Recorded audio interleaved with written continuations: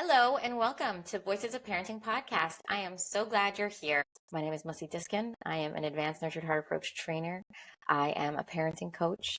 I am also an inner wealth coach, which means that I help people rediscover and connect to the people that they truly were all along, but may have gotten forgotten along the way. So to find out more about me and what I offer, you can check out mussydiskin.com. I would love to connect and I would love to hear your feedback. Reach out to energizinghearts@gmail.com. Thank you for being here, and I hope you enjoyed today's episode.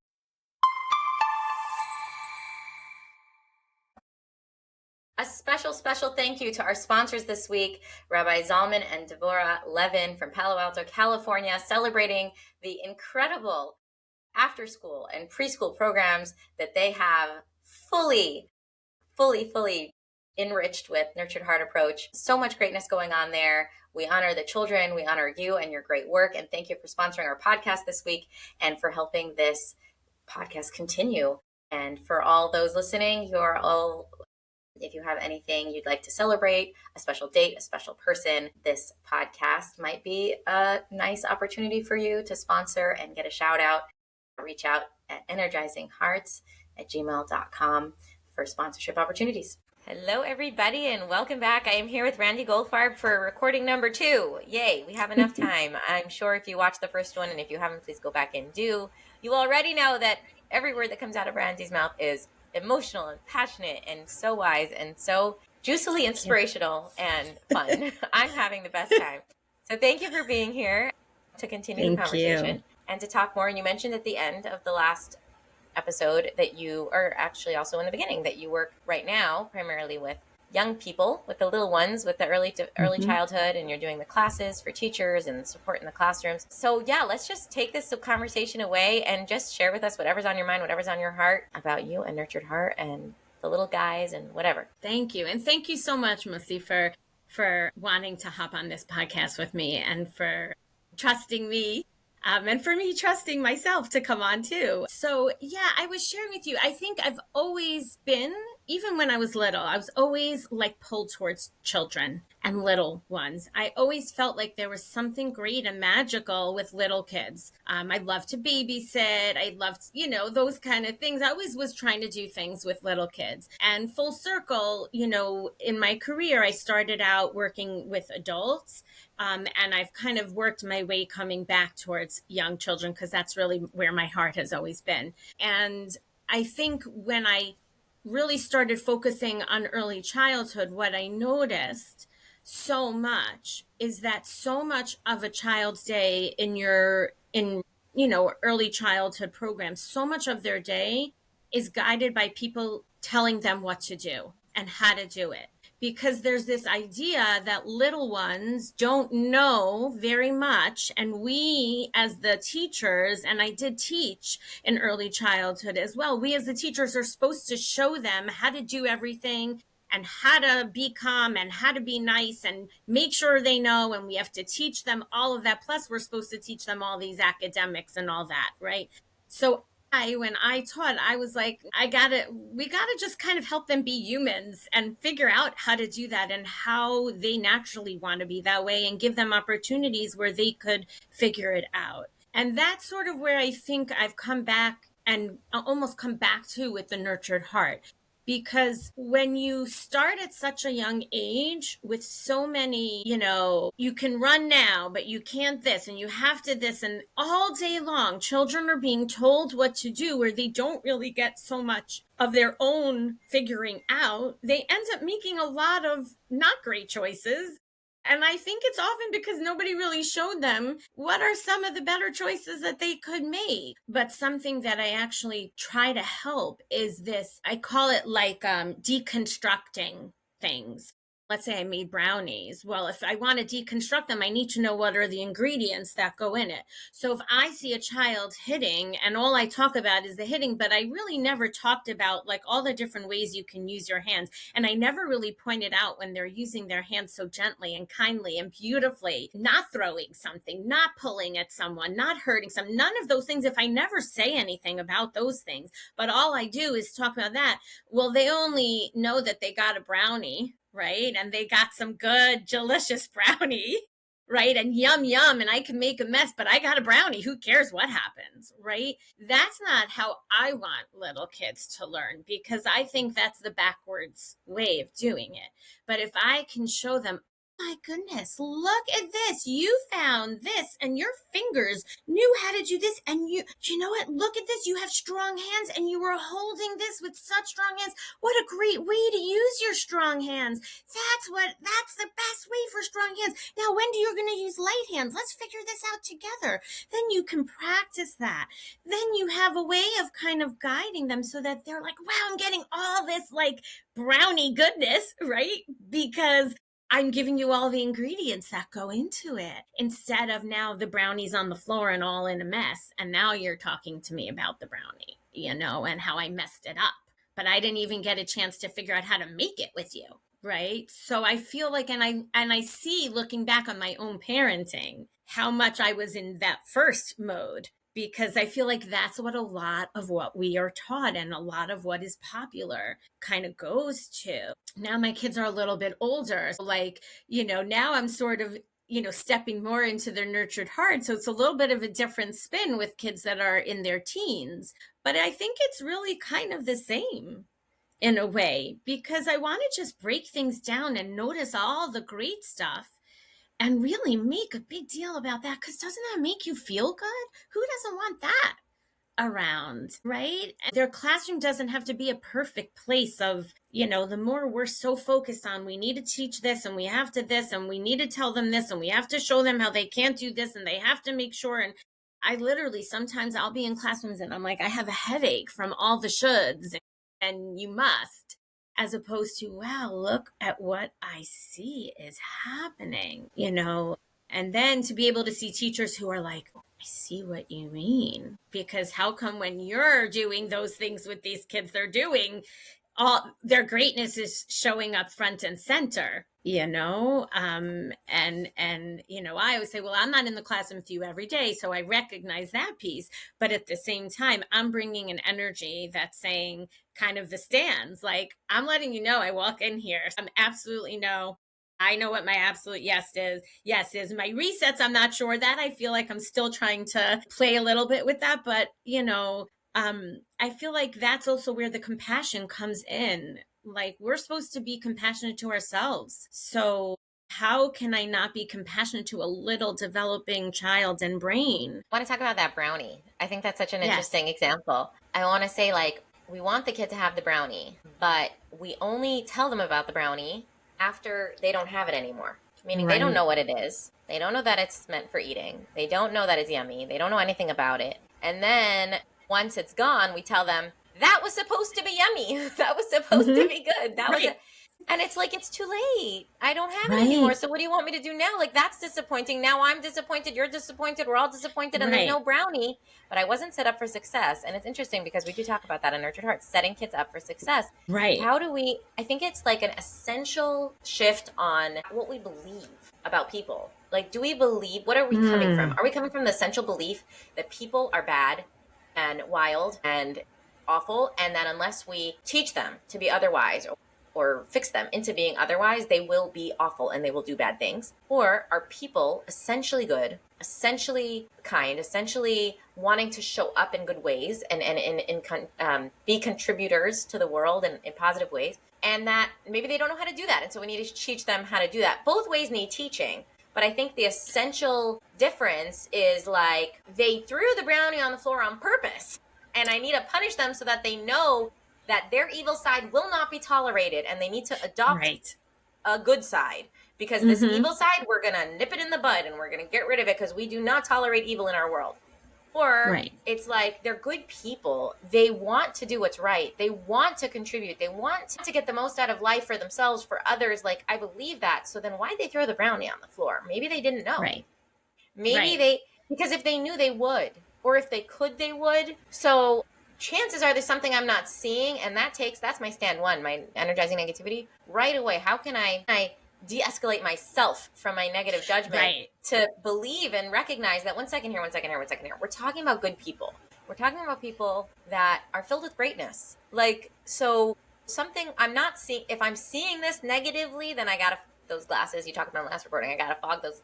I got to clear those glasses because what am Right. I not seeing? Because either they don't, maybe they don't know, or maybe they haven't learned that a brownie's delicious. They haven't Right. used their hands right and felt the feeling of success around using their hands right, because every time they use their hands right, it's invisible and It's boring and doesn't invisible. even matter. Correct. It's only when they lose the brownie that it matters. So even though you're saying the brownie's yummy, I have never experienced the yumminess of the brownie. All I've Right. experienced is the wonderful paint it makes when I paint it on the wall. Like that's Correct. been fun. Correct. That's made me matter. That's made you show up for me. That's given me feedback. So I think I should continue spreading the brownie on the wall because that's Yeah, what gets you because to that's talk to me at all. correct.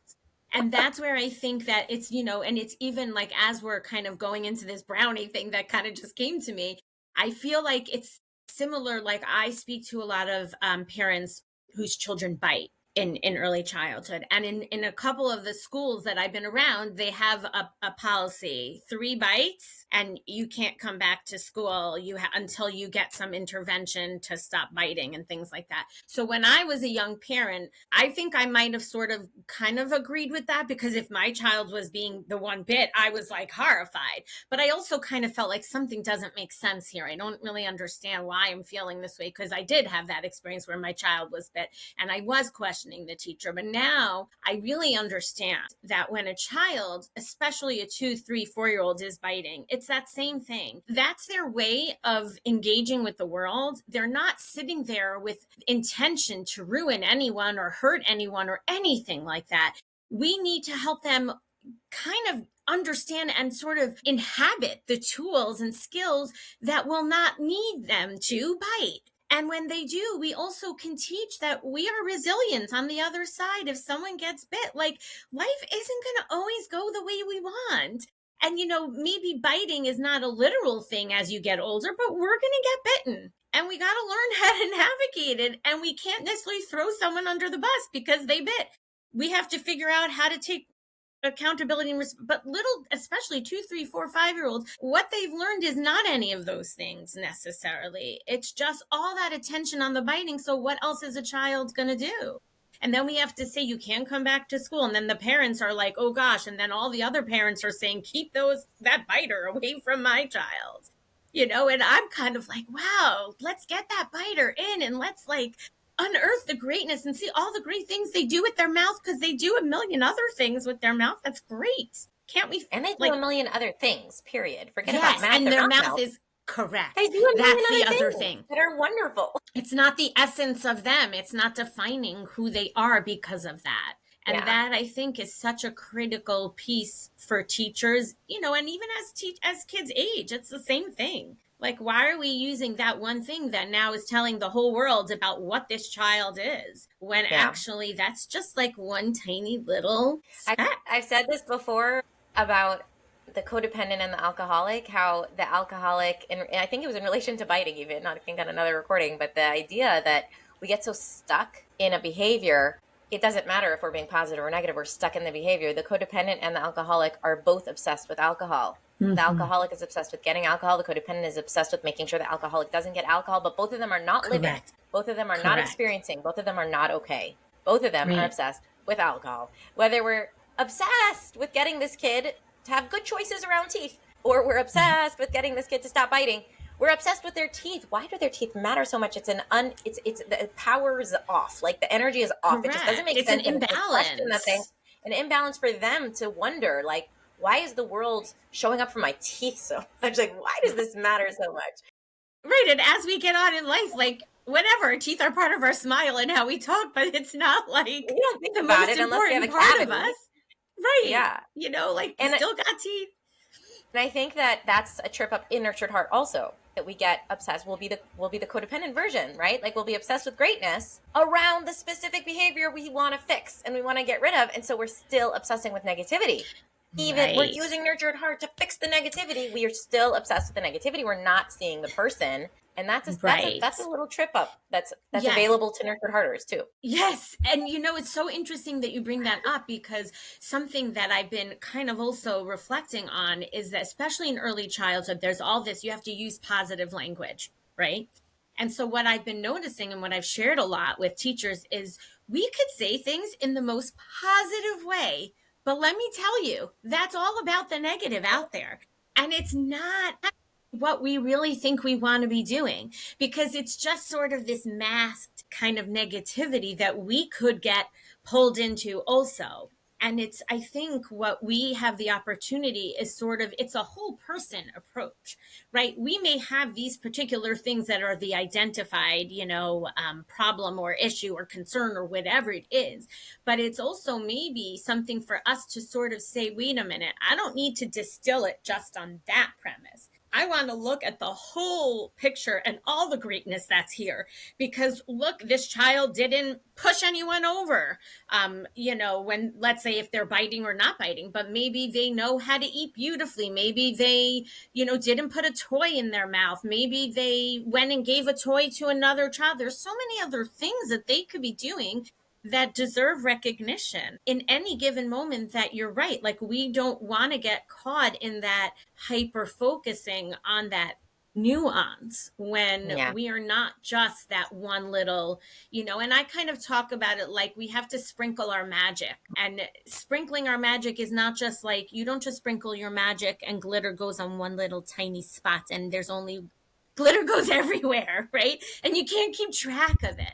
So I wonder if that's a way for us to even think about it. Like, when we're trying to focus, let's say there's a specific reason why someone wants us to work with someone, that we kind of say, okay, I'm going to kind of keep that in mind, but I'm going to actually sprinkle and help this child sprinkle their magic and greatness every possible way to every possible little spot we can find, so that we're not just focusing on this one area that's the only area we want the glitter to go to, because Yeah. then it's actually not so meaningful, because I then think we're this ties in to the good and bad versus great. The idea of the truth of the moment in Nurtured Heart. The truth of the moment is about being here with me and you now in this moment with the truth of what's here. It's not about obsessing over the biting, but it's also not about obsessing over the fact that you're such a good dancer. And all day long for the rest of your life, because people don't want you to feel bad about yourself, or people don't want you to be stuck in the negative, they're going to be stuffing down your throat, but you're such a good dancer, so that's why you're worthy in the world, because you're a good dancer. It doesn't matter that you have all these bad qualities,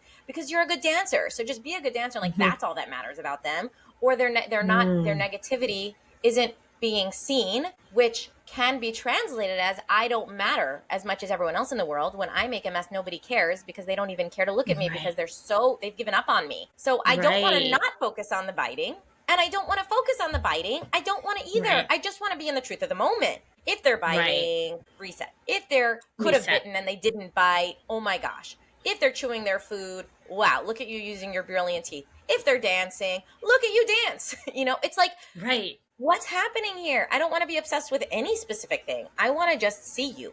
I want you to feel seen. I want you to feel celebrated. I want you to know that you bring incredible greatness to this world. And so how can I do that about everything? And yes, the bitings I have, the things that are tripping my kid up from being their full greatness, their full self, the things that I know that are not socially appropriate, that will get them into trouble. I do want to, like you said, I want to give them the experience of it being a brownie, because they don't know yet why it's worth it to hold themselves back from doing the thing, to hold themselves back from biting, when biting feels like the easiest thing to do. Why should I have the self-control and restraint, which is super hard for a 2-year-old, if I don't even know that there's something yummy on the other hand? So I do want to know, I do want to give them the experience of brownie in those good moments. And so it is in the back of my mind, when there's an opportunity to focus on the greatness of teeth, I will. But it's not only, it's the truth of the moment always. And that's just kind of sitting here as like, when I can, I will, it's the truth of the moment. Yeah. And I think that's also what's so compelling about Nurtured Heart, is that it's this being, right? And it's not an exact measurement and an exact formula in the way that you're like, right? Because otherwise, if we have an exact formula, we have to spend this much time on this, but we can only... No, it's really about what's right in front of you in the here and now, and how is that building you up to be the greatest possible version of you that you can be. When we teach the training, we always start with the story of how Howard Glasser came to this approach. And I think that that's so important. As much as people want evidence-based and scientific, background and studies, and there are for Nurtured Heart now. Yes, right. It's not how it started.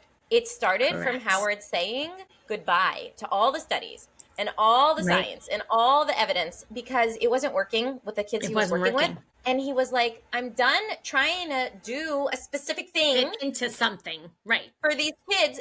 like, let me just see the people like, I'm done. Put everything behind me. Let me just be with these kids and be in the Right. moment with them and just see what happens. And that's where this came from. And so we can't really do Right. nurtured heart if we're trying to calculate how much greatness to say and which greatness to say and when to say it. Because then we're not with the person in front of us. And the whole approach is based in is to not having an approach. Right. Exactly. Which And is it's to wild. see the person right in front of you. And that, I think, is all, I mean, anyone really, but especially the littles, like, really, that's all they want. They just want someone to be connected with them and see them for who they are, because they don't know really any other way unless they're taught. Yeah, You know, exactly. like It's we're really meant to the connect. essentially good kid can learn to believe that they're essentially evil. Like that 2-year-old who said, no, I don't Right. listen in your last recording. They can learn that from us, but actually they are not. They are born perfectly them, exactly how they need to be. And we get to Correct. show them that. Okay, Right. we can Which go is on so amazing. forever. Okay. Let's close But up. we won't.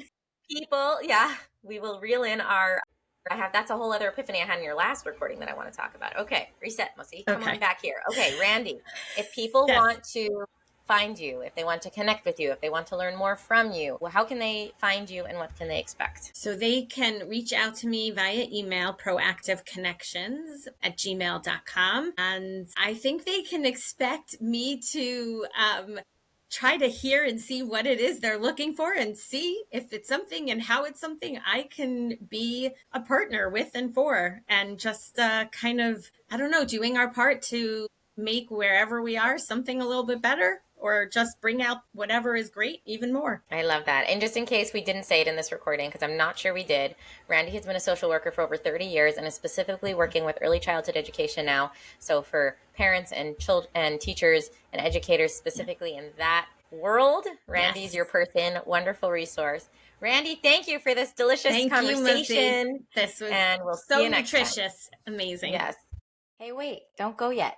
Take a minute to find the beautiful quality that you have, that you appreciate about yourself.